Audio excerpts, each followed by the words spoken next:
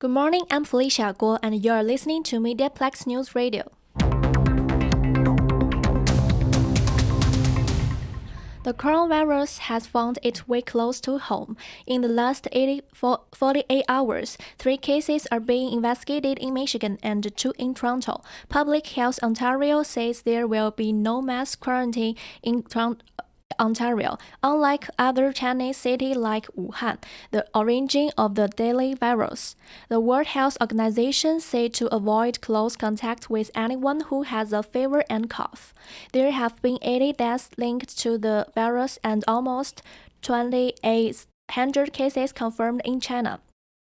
The basketball world and others are monitoring the loss of legend. Authorities confirmed Kobe Bryant died tragically in a helicopter crash on Sunday. The crash also claimed the life of his 13-year-old daughter Gianna and 7 others. Kobe played 20 seasons with the Los Angeles Lakers and won 5 NBA championships with the team.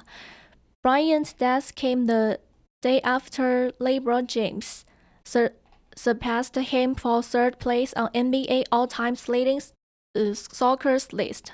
Bryant was 41 years old. With bushfire raging in Australia, winter souls gathered together to raising money to help the burning counties. Headsha has a story.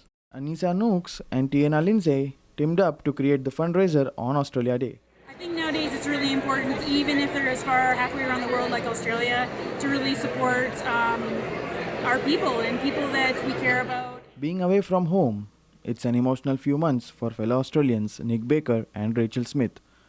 They took part in the fundraiser and thanked the community for its support.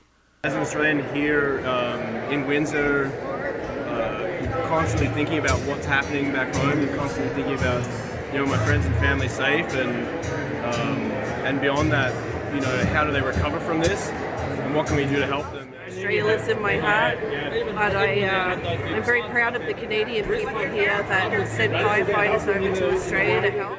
A total of $5,000 was raised, which goes to Wildlife Victoria, Australian Wildlife Emergency Response, and the Australian Red Cross.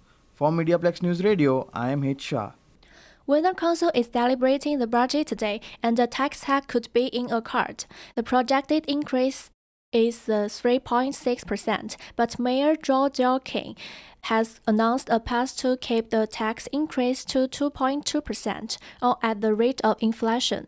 A major proposed cut by Delkin to be debated today by Council is the elimination of 21 new proposed administrative jobs, include some at the Windsor Police Service. Some of the proposed spending include raising Coast Guard pay from $16.24 an hour to $20 an hour, and $180,000 to be spent on security at the new City Hall.